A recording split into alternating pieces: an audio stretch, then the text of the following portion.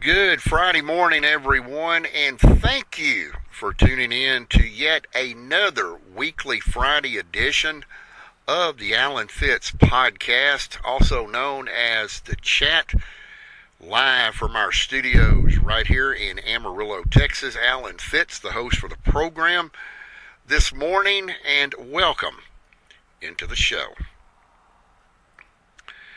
Folks, I'm going to be talking about something that has been on the minds of many Texas homeowners over the last decade, and it just does not seem that anyone out there can come to a solution of doing something about the every year property taxes across all 254 counties of our great state. And I passed this information along to several individuals, one who actually happens to be a lawmaker here in Texas, down at the state capitol in Austin, and he told me the information I'm about to share with you, that Alan, you could run for governor of this state and would be elected. And I kind of laughed at him and I said, well, maybe so, but that is one job that I would definitely not want to hold. First of all, I don't like Austin. I don't like the atmosphere of Austin, and I would not make a good governor in Texas, unfortunately, because I don't like a lot of the state representatives and our state senators that currently hold those positions at the state capitol. I'm also against people that do these little podcast, rural reporter podcast that used to work at the state capitol and bring all that stuff back up here to the Texas Panhandle. They have no earthly idea what they're talking about. So for the gentleman out there that told me that, also the female legislator that told me I could more than likely would be elected governor because I have finally figured this out, thank you, but no thank you. I'll let somebody else deal with that headache. And the headache that I'm talking about, ladies and gentlemen, this morning, again, is we've got a problem here in the Lone Star with every year property taxes continue to increase on our land and our homes, and for decades nobody can figure out how to alleviate the process of no longer having property taxes in Texas. Now, I will tell you that I have done some extensive investigation into this, and I'm really surprised that our so-called elected officials at the state capitol in Austin can't figure out what this is and how to stop it. I mean, Governor Greg Abbott signs, it seems like every legislative session, to raise up the homestead exemptions for Texas property owners. And we have this situation going on across all 254 counties of this great state. But yet, nobody can come up with a solution how to rid the Lone Star of paying property taxes every year. Now, folks, what I'm about to tell you, a lot of you are going to relate to, and of course you have the haters out there, and everybody knows the centralized area of East Texas where these folks are from, and folks just ignore them. But the problem that we have, and everybody agrees with this, is that once, and this is the way people genuinely feel about buying property in Texas.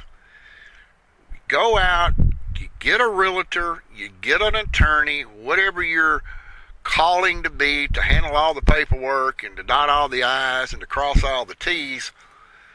You bought the property, it's yours, and every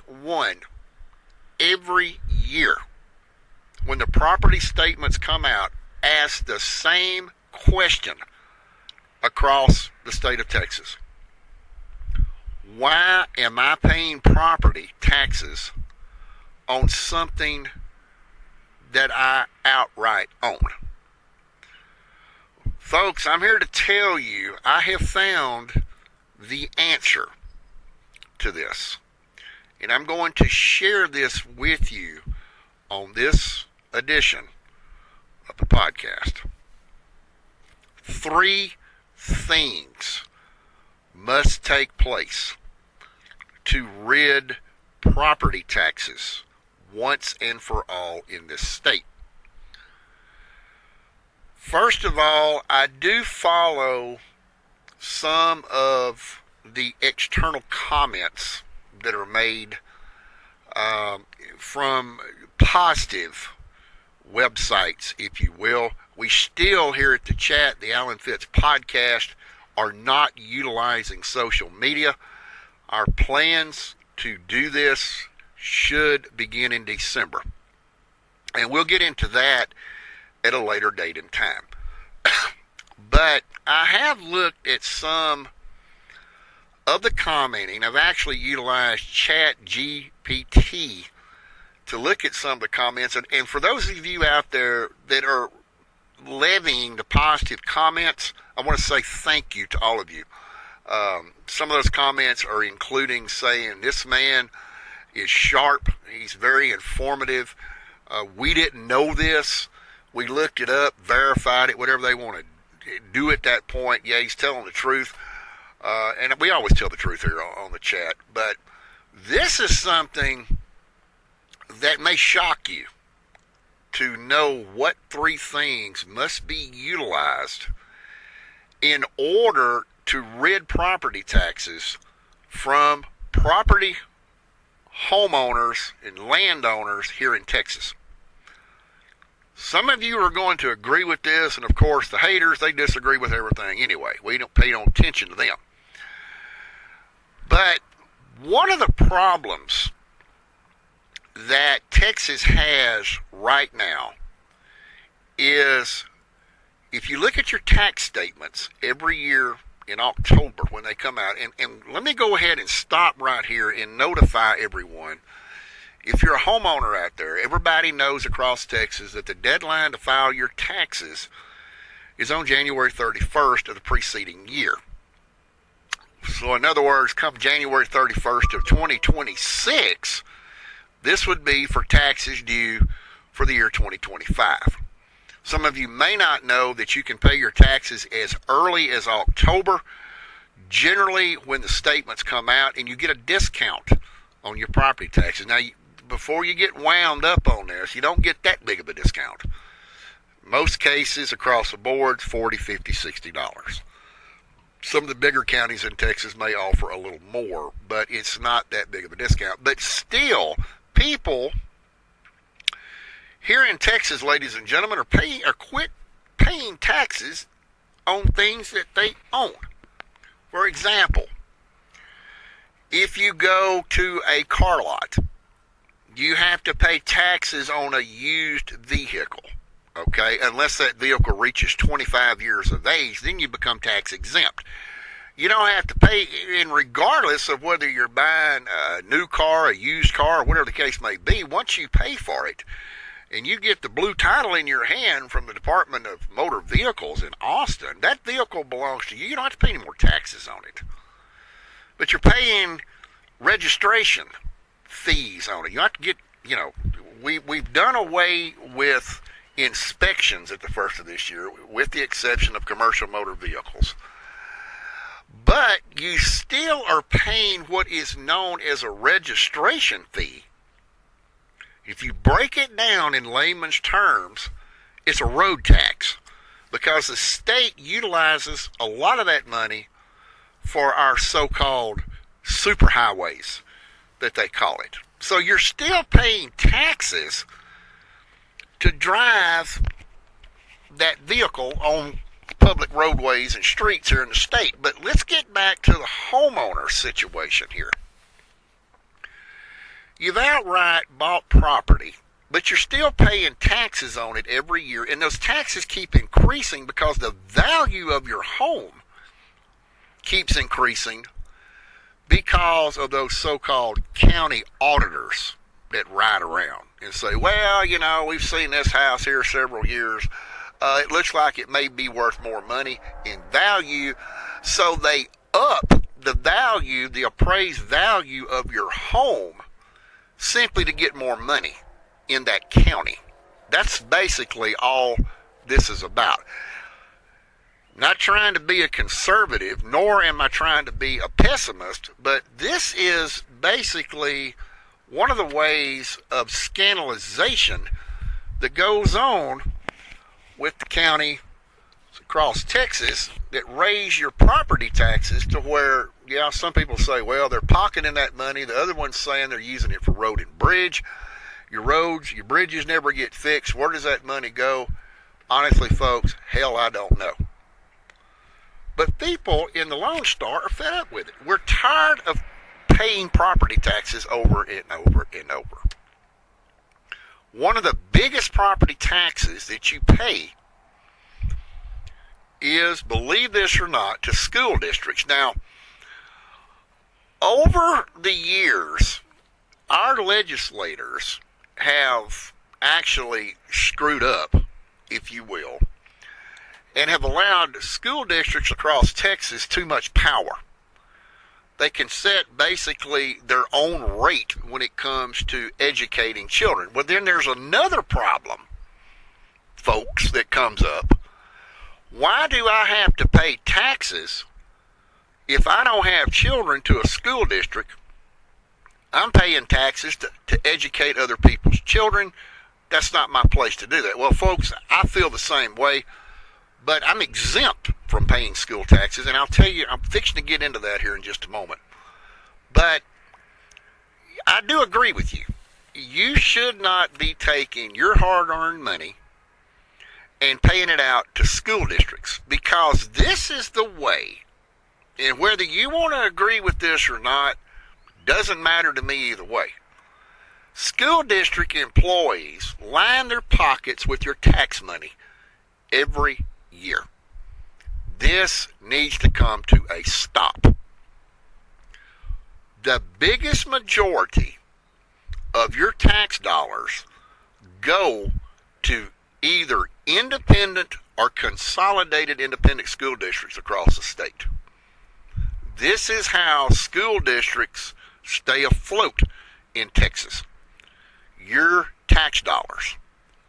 So, I have researched very heavily 3 things that must occur simultaneously, must be sent through the committees and the subcommittees of both the House of Representatives and the Texas Senate.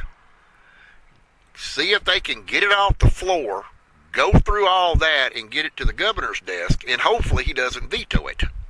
But I'm going to tell you what these 3 things are. But before I get into that, let me back up just a moment and explain to you why I don't have to pay school taxes. A lot of you folks out there have noticed over the last couple of years, if you look at your tax statement correctly, and most people don't, and that's the unfortunate part of having to do this podcast, because you'll just get your tax statement. It went up $200 or $300. Let's just pay it and get it over with. And you never really look at it to see where really is all your money going.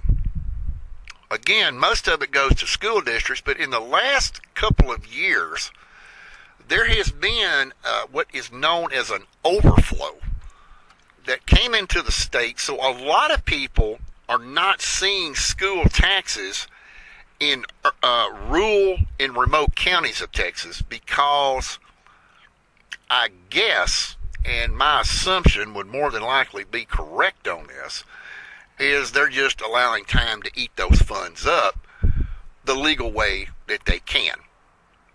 So, the number one thing out of 3 that must take place to finally be able to say, I bought a house, I bought property, I pay tax on it one time, it's mine, I never have to pay another red cent on it, is the number one thing that must take place, ladies and gentlemen, is to put limitations on school districts and the superintendents of school districts from setting their own rate base values and lining their pockets with your hard-earned money.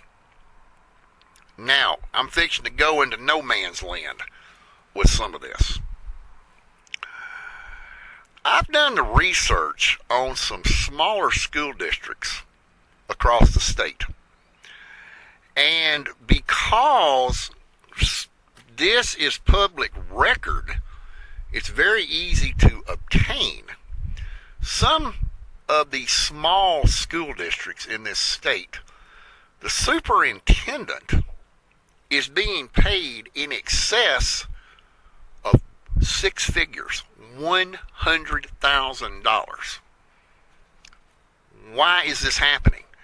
Because there is no regulation on educators in this state. Now, don't get me wrong when I say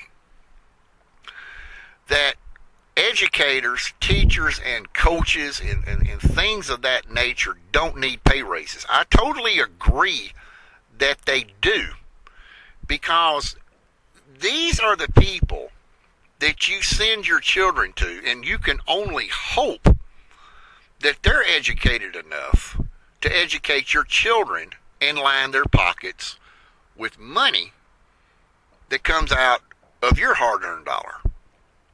This is how school districts in Texas get paid. Now, what I mean by limitations is they need to draft some type of state legislative bill and send it through the proper channels in the legislation, get it signed off on, to cap these educators across the state from doing what they are doing. There is an alternative way to get money to the school districts without the Texas homeowner, landowner going broke trying to do it. And I'm going to explain to you what that is as we get on into the podcast. But they need to cap school districts. Superintendents of small school districts don't need to be making $100,000 a year, because what is that superintendent doing? Well, basically nothing. If you want to break it down in layman's terms, they sit behind a desk all day and they go to meetings all day. Okay? Do they really deserve $100,000 a year? I don't think any of them do anywhere across the state, and that's just my personal opinion, folks. But they shouldn't be making that much money. Cut and dry, point blank, that is an issue right now with property taxes in the state. So we need, as property owners, landowners across the state, we need to go to our state representative, we need to go to our state senator and have them draft a bill to cap salaries every year of increase throughout every school district in Texas. This is a major growing problem, folks. And I'm not going to get into the particulars on it because I haven't investigated enough to say there's a lot of corruption with money being passed along to the school districts from the local county appraisal districts. I'm not going to get into that because I don't have enough investigative material to really rip into that.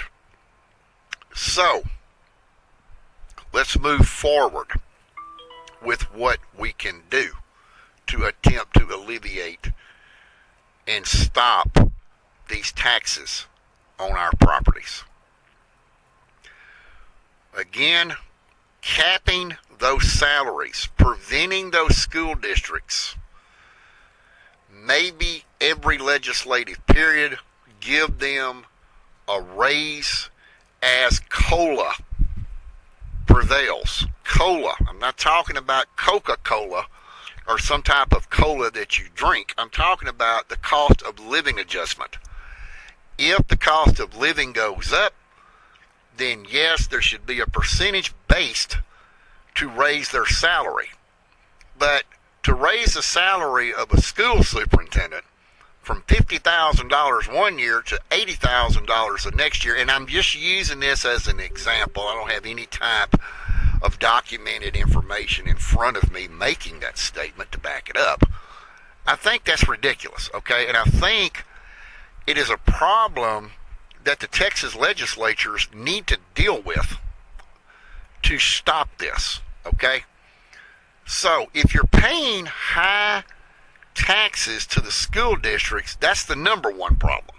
So how do we get the schools across the state funded when we take away property taxes and school taxes from Texas home and landowners? I'm going to tell you exactly, ladies and gentlemen, how to do this. Some of you will agree.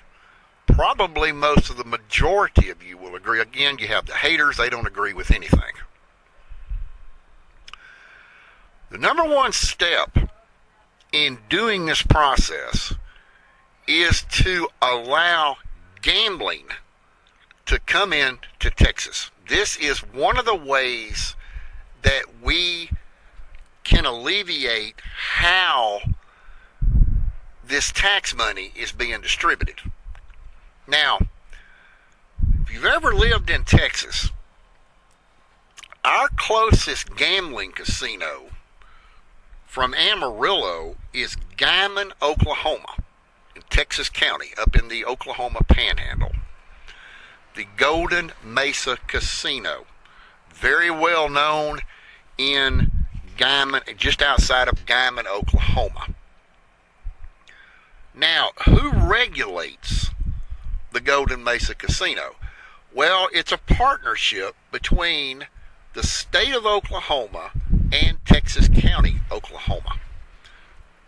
First thing that's going to pop in your mind is, wait a minute, what about the Indian tribes? Well, let me go ahead and state that there's 3 counties in the Oklahoma Panhandle, Cimarron, Texas, and Beaver, that do not have Indian tribes.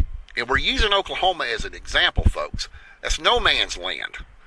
So the Indians don't get any money from that. Of course, the casinos are tax-free anyway, because everybody knows the story that the Indians were once here, the government took the land away from them, blah blah blah, and they gave the money back, the land back to them, and it went tax-free. And everybody knows that, and that's okay. I'm using Guymon, Oklahoma as an example at the Golden Mesa Casino. The tax monies from that casino are regulated. Matter of fact, even the licensures for that casino are regulated by the state in Oklahoma City. The same would hold true in Louisiana. It is regulated by the Louisiana Gaming Commission down in Baton Rouge. Okay, let me make a point clear as we get a little bit further in depth on this tax situation for landowners.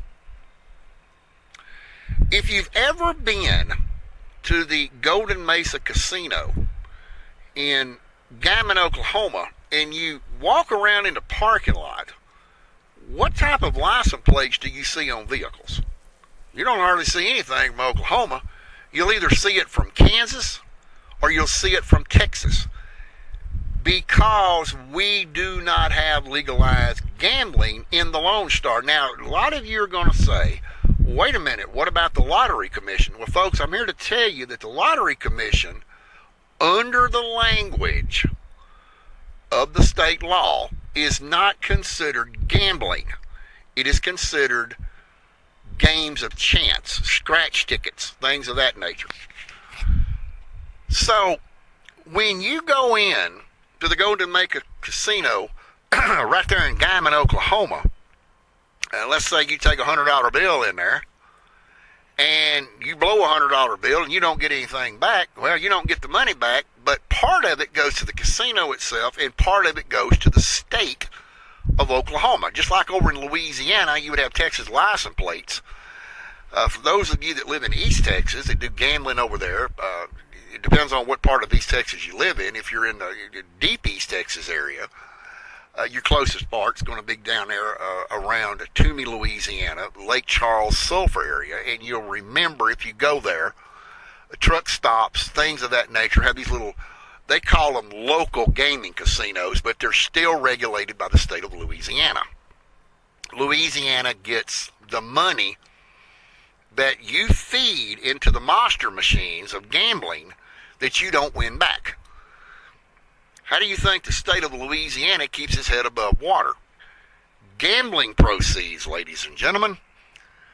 So, what you do to bypass paying taxes as a landowner in Texas on your yearly taxes, the first thing you do is you legalize gambling across the state. Now, it doesn't have to be in all 254 counties.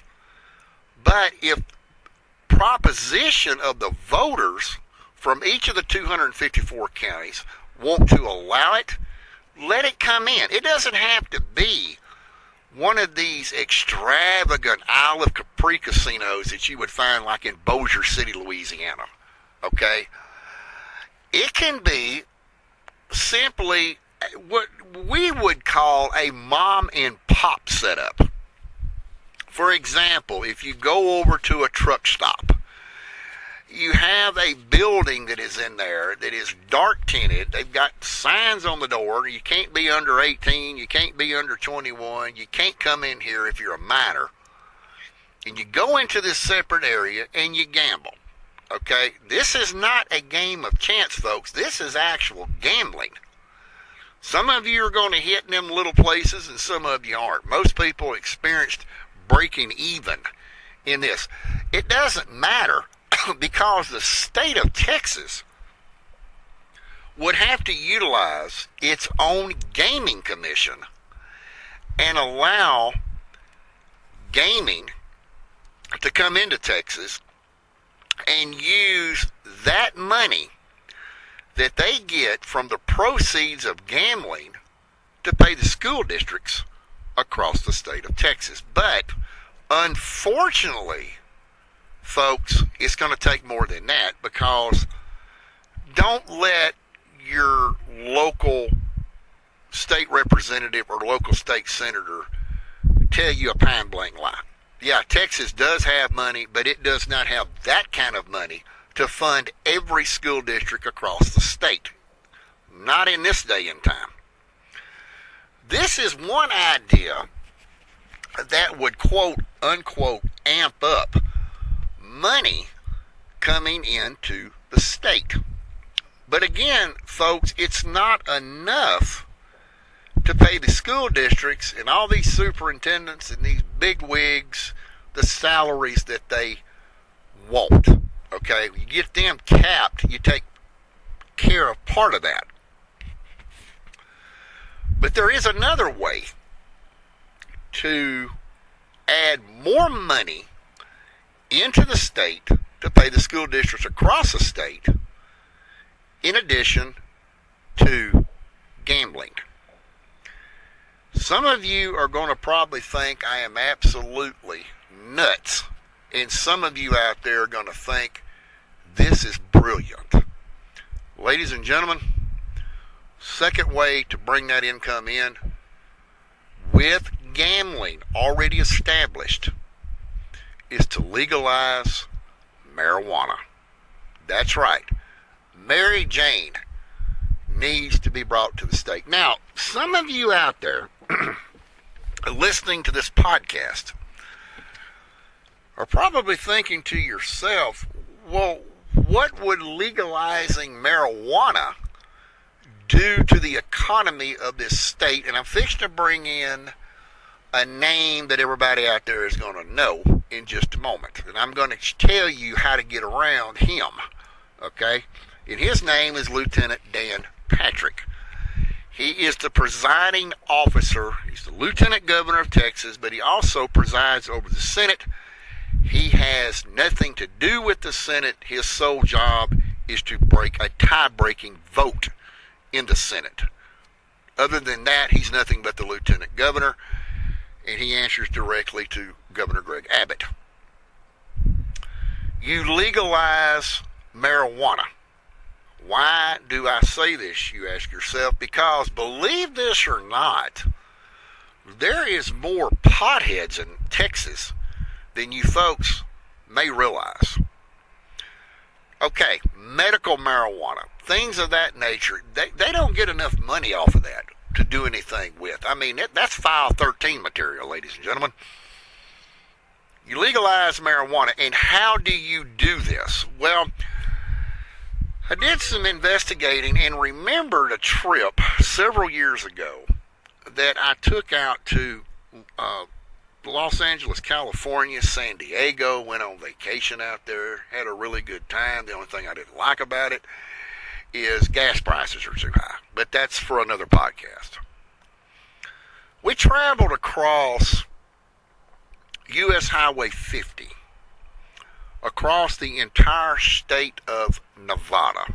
We got on U.S. 50 at the state capitol, actually, in Carson City, Nevada. For these folks out there that are listening, beautiful state capitol. Love the mountains in the background. Beautiful, beautiful, clean city, Carson City, Nevada. We made our trek across U.S. Highway 50, which has been classified the most loneliest highway in the United States. AAA will tell you, folks, that they don't advise anyone to travel U.S. Highway 50 because it's very remote, it's very desolate. I can tell you from being on that highway, AAA is telling the absolute truth. We went across Nevada. Beautiful scenery. Just out in the middle of nowhere. Made sure we had enough fuel when we left Carson City because there's no gas stations for like 300 miles down the road. And it was beginning to get dark, and we stopped in a town called Austin, Nevada. Got a local motel and spent the night. Got up the very next morning because we knew we had a lot of traveling to do. We wanted to try to get back into Texas, at least back in up here in the Texas Panhandle on our journey. Got up very early. The sun was up at 4:30 in the morning. You have to remember this is on Mountain Time, an hour behind us from here in the Panhandle, and needed to fuel the vehicle up that we were traveling in with gasoline. So my credit card would not work for some reason out at the pump. Went into the store to pay for the fuel, advised the clerk it would not work. They said they were having problems, had to order new equipment, and went ahead and used the POS system there in the store to pay for the fuel. And going inside also keeps your credit card from getting hit with about $100 to $200 pre-authorization. You got to wait 3 or 4 or 5 days for that to come off and go through all of that. Learned a long time ago, folks, that if you go inside and pay for it, you don't get that surcharge on your credit card. Anyway, as I was talking to this individual that was running this convenience store / gas station there in Austin, Nevada, a Nevada state trooper pulled in under the canopy, came in the store, full uniform, badge, gun, looked sharp, and he walked to the back of the store. And bear with me on this story for a moment because it's going to get to the number 2 reason of bringing that money in to the school districts across Texas. He went back there. They had these, what appeared to be, from a distance, it looked like potato chip machines that were lined up against the wall, but it wasn't just one, it was several. He goes in there, puts money in it, something comes out of it. He walks up to the counter and asked for a roll of zigzag rolling papers because he said he didn't get any. They handed him a zigzag. Out the door he went to the hood of his car. Well, I went on out and began fueling the vehicle, watching him, and I couldn't believe what I was seeing, folks. And he rolled it up, lit it, and drove off down the highway. I went back in the store and I walked back to those machines and I'm like, this is marijuana. This is purple centimiglia and all the different names they have for it. And I didn't know that. The man followed me back there, the clerk, and pointed out the different names of this marijuana. For $70, it would spit out an ounce of marijuana. And if it was equipped with rolling papers, and back in Nevada they had Zigzag, which are actually illegal here in Texas. If I have time, I'll explain that to you. That's considered drug paraphernalia. But he informed me that this is absolutely legal in Nevada. And folks, what you have to remember is it's not illegal, it's decriminalized. So, if they decriminalize marijuana in Texas and use these dispensary machines, I'm not talking about go all out like Colorado and get the pot shops that you sit down in, which would generate a lot of money. But as I said earlier, there's a lot of potheads here in Texas, trust me. There's more people smoking marijuana in Texas. Every time you turn around, you hear about these big marijuana busts. A lot of that, yes, indeed, folks, is coming from Mexico, from the cartels, yada, yada, this, that, the other. But there's more potheads in Texas than you realize. So if you legalize marijuana, to an extent, you decriminalize it an ounce or two. Look how much revenue that the state of Texas would get from this. Now, let me take a step back and let's talk about Lieutenant Dan Patrick. Lieutenant Governor Dan Patrick, ladies and gentlemen. This is the man that you have to go through before you can get a bill to go through the Senate, on the Senate floor. It's got to go through the judiciary committees, the subcommittees, and all that, and it finally comes to him. If he says no, it's dead. It's dead in the water. It just cannot go any further. The reason I'm bringing up Lieutenant Dan Patrick's name on this podcast, folks, is because we had to deal with him when License to Carry came out. People had to go pay $40 or whatever it was to the state to show up they could hit a target. He was very much against this, but when they threw up the licensure in front of him, I didn't have any problem with it. Okay, they're educated enough through these classes, which I've got news for the state. Most of them are not educated. Again, that's a different podcast, and maybe one day I can touch on that. Then you'll remember that constitutional carry came about.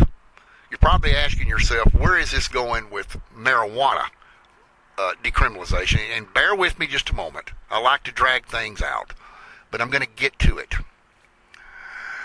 The National Rifle Association got involved in all of it and finally sweated it out, and he agreed to it. And I'm going to tell you what Lieutenant Governor Dan Patrick's problem was during this time is because he doesn't feel like that people in Texas are educated enough to open carry, concealed carry constitutionally without a license on their person. We, as a people of Texas, should be disagreeing with the Honorable Lieutenant Governor Dan Patrick because he's dead wrong on his assumptions. He's dead wrong on his calculations because we have passed license to carry, we have passed constitutional carry, and we have not had one incident break out in this state. People that carry weapons will all tell you that when you carry a weapon, you carry it responsibly. Okay? So, with that being said, we as a Texas state have people in this state that carry responsibly. We also have people in the great state of Texas that would use marijuana responsibly. They're not going to get out, go buy And I believe, if I'm not mistaken, Nevada's regulated. You also have to put your driver's license in there, and it would only spit out 1 ounce per 24 hours. So yeah, the state would regulate how much you would go in and buy in a 24-hour period of time. I wanted to bring that up to the listeners this afternoon. So that would be another way, and as I've said, that would go over well because we're booming with potheads here in Texas. I mean, here in Amarillo, and still in Texas, marijuana is illegal, but you can drive 65 miles down the highway right here on Interstate 40 and come to the New Mexico state line at Glen Rio, which is a ghost town, and they got a dispensary right there in a truck stop. Okay? So New Mexico and the capital there, Santa Fe, they're getting tax money from this because it's state regulated. It's controlled. It's in a controlled environment. There you would really have, this is a billion-dollar industry, ladies and gentlemen, marijuana in the Lone Star. Decriminalize it, but regulate it. And again, going back to saying Lieutenant Dan Patrick apparently doesn't think Texans are smart enough to responsibly carry a gun, knowing if they pull the trigger that you have two problems. You can't get the bullet back, and you're legally responsible for any damage the bullet does until it comes to a stop. I believe the citizens of this state and the National Rifle Association have buried him in his beliefs, and I believe it would also bury him thinking that we as Texas citizens would not be responsible enough to smoke marijuana and pay taxes to the state. You know, most of your marijuana users, folks, are going to go up to the store. They're going to buy whatever the requirement is, the most they can get away with, and they're going to go home with it and not be bothered with getting high or all messed up and then wind up getting pulled over by law enforcement and going to jail because they're impaired. I think we as a state have people that are a little bit more intelligent than what the lieutenant governor thought back on the passage of constitutional carry. So yeah, ladies and gentlemen, we're talking about $1 billion industry here. There's more potheads in this state than you realize, and yes, the state of Texas could really ramp it up with gambling. But yet there is a third and final way. And this would also be used both with legalized gambling and regulated, decriminalized marijuana usage, purchases, I should say, here in Texas. And that is the elimination of one of two blue laws that are currently in effect here in Texas. Texas currently only has two blue laws on the books. The prohibition of sales of liquor spirits on Sunday, and car lots cannot open on Sunday. A lot of you may not know that, but that's a state law. Car lots anywhere in Texas, whether those car lots are showcasing new or used vehicles, that is a blue law here in Texas. Let's go back to the blue law with liquor spirits. And we can talk about beer and wine if you want. I remember for years and years and scores of years and decades that on Sunday you could not buy beer until 12 noon. A couple of legislative sessions ago, they changed that law to where now if you're in a moist or wet county, you can buy beer at 10 o'clock on Sunday morning. And somebody made a joke out of that.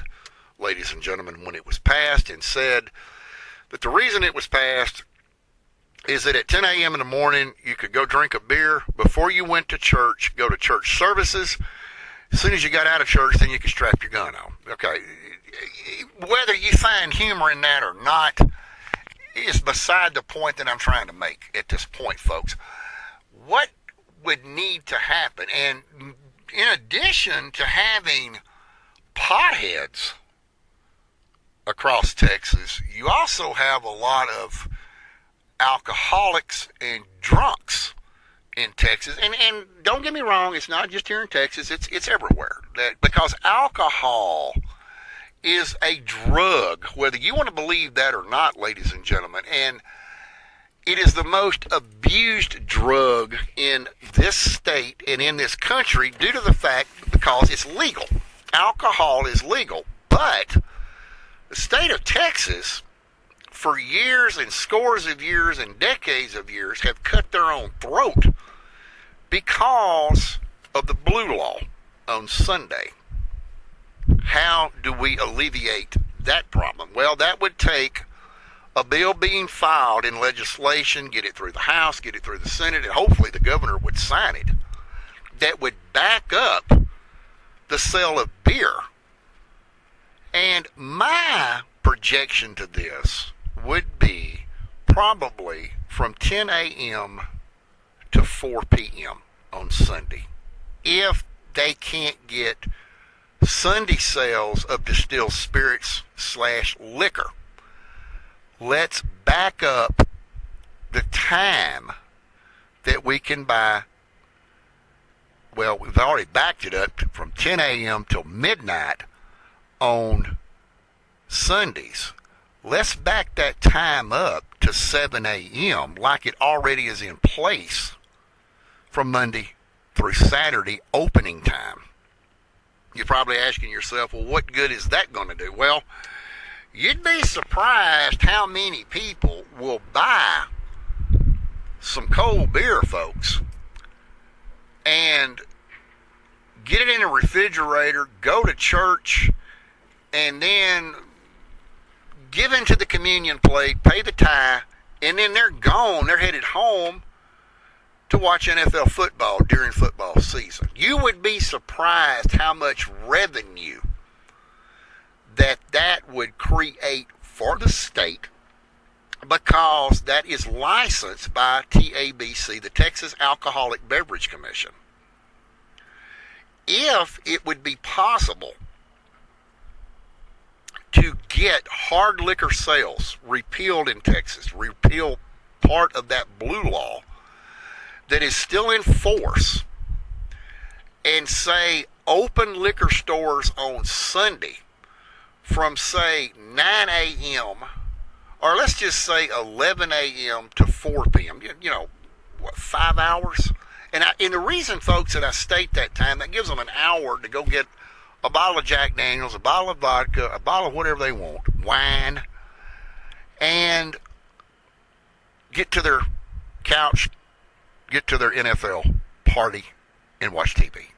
For those of them that maybe ran a little bit late getting out of church, a lot of them would make a quick trip to the liquor store after the game or even during halftime between the second and third quarter. Use all of that money specifically. Throw all of the revenue tax sales from the Texas Alcoholic Beverage Commission, especially on Sunday, and throw it into the state gaming commission fund that is already achieving money from deregulation, or rather I should say decriminalization of marijuana sales, and of course how we started the program this morning, the proceeds from the gaming sales in Texas.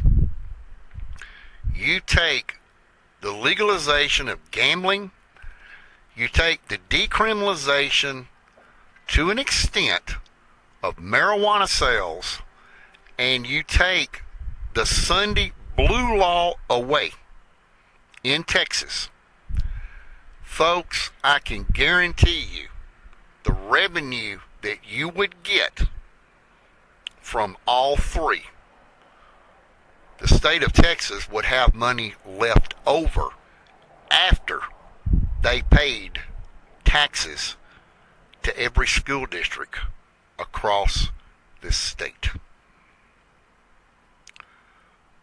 I know as I close out the show this afternoon, I may have some of you scratching your head. I want you to remember something as we close out this version of the chat. And I've said this on this program many of times, and I'm going to say it again. We live in a different generation of time. You go back to the 1970s, you had more dry counties in Texas than you have now. As a matter of fact, up here in the Texas Panhandle, we have one dry county.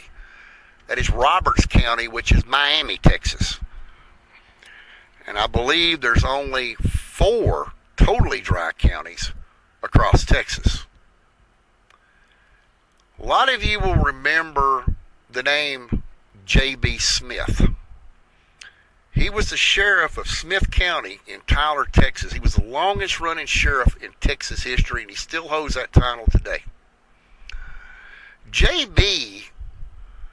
was able to hold off alcohol sales coming into his county while he was sheriff. It was known as the Baptist Belt. When Mr. Smith retired from law enforcement, Smith County went wet. Again, it's a different generation of time that we live in. You would never be able to get something like this passed 55 years ago. It wasn't in the element of our life. Now, the new generation of time has emerged. People now can openly carry or even conceal carry firearms without a license in this state. Times have changed and people have changed. Why cannot this change? Fund the school districts across the Great Lone Star and phase out once and for all property taxes in Texas. Think about it. Leave your comments out there. We are watching. We are listening.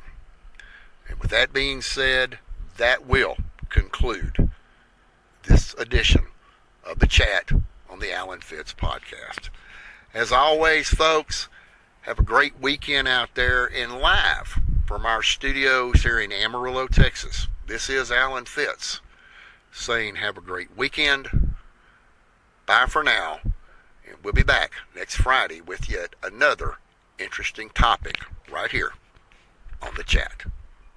Until we meet again next Friday, bye for now.